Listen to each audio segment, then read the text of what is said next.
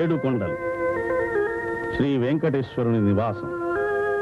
అఖిలాండ కోటి బ్రహ్మాండ నాయకుడైన శ్రీమన్నారాయణుడే భక్త సంరక్షణార్థం కలియుగంలో శ్రీ వెంకటేశ్వరుని రూపంలో ప్రత్యక్ష దైవమై తిరుమలగిరిపై వెలిశాడు.